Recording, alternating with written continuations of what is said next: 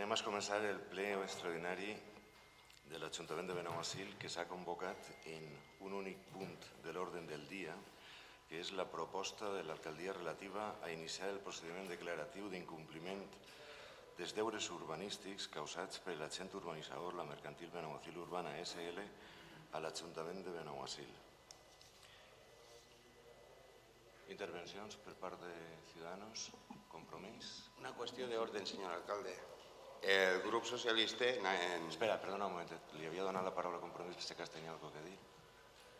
En qualsevol cas, considerem que qui primer hauria d'intervindre és l'alcaldia per explicar-nos el sentit de la proposta que plantegem.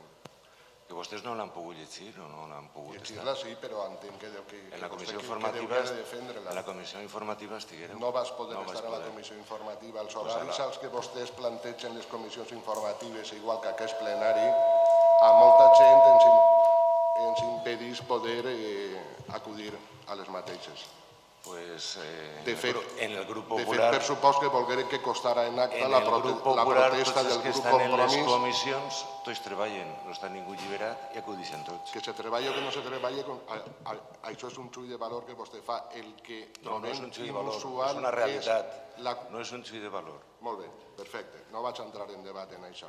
El que trobe fora de tot lloc és plantejar comissions informatives a les hores a les que se plantegen, el mateix que este ple plantejar-lo un dimarts a les 10 del matí, la veritat. Nosaltres no som professionals de la política, tenim un treball i tenim que atendre-lo. Sí, igual com en altres ajuntaments com el de l'Aliena, que fan els plenos a les 8 del matí. Sincerament, el que facin en altres ajuntaments no és una cosa que ens siga rellevant. Som regidors de l'Ajuntament de Benaguasil. Doncs per això deuen de complir com a regidors de l'Ajuntament de Benaguasil, perquè a més vostè pot agarrar i quan té que acudir a una comissió o té que acudir al pleno, té el dret de poder sol·licitar a l'empresa al que treballa el que li s'excuse. I no té que a més fer això ningú problema ni ningú perjudici en el seu lloc de treball. És una cosa que està acceptat des de la primera normativa laboral quan estàvem en democràcia. Recorde que en el primer plenari que vam celebrar en aquesta legislatura vas fer una intervenció respecte als horaris dels plens i vostè em va dir que per supost que no se farien a hores fora de lloc, 7, 7 i mitja de la vesprada, no a les 10 del matí. Esto es un ple extraordinari. Sí, el PSOE.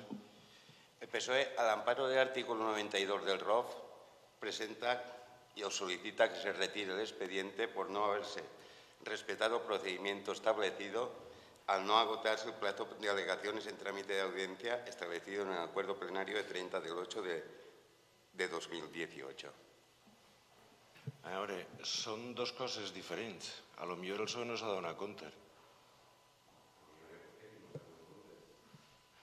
Senyor secretari, són dos assumptes diferents. El pleno del pasado inició la resolución del programa. Este se inicia el expediente de daños y perjuicios. Son dos procedimientos diferentes. No resuelvo uno si no se contestan alegaciones, etcétera, y no acaba el plazo. Pues una vegada contestat per part del senyor secretari i advertit que el que estava equivocat era el PSOE i no nosaltres, si vostè vol queda constància en l'acte, no hi ha ningú problema. A més, quedarà constància en l'acte perquè així ho ha manifestat, però de la mateixa manera quedarà constància en l'acte de la contestació, no tan sols meua, sinó del senyor secretari, en el que són dos assumptes diferents. I li pregue que la pròxima vegada que tingui que fer una cosa d'estes agarren i s'ho estudien un poc millor. I així sàpien com atendre cada un dels punts de l'ordre del dia, perquè mal anem encaminats a debatir qualsevol punt de l'ordre del dia si no se sap de què se va parlar. Bé, doncs entesos que el PSOE ha parlat o ha presentat aquesta qüestió que ha sigut contestada pel senyor secretari i els altres no volen agarrar i fer ninguna manifestació, passarem a la votació. Vots a favor de la proposta? Vots en contra? Abstencions? Doncs moltes gràcies. Des de luego, este pleno ha sigut prou curt.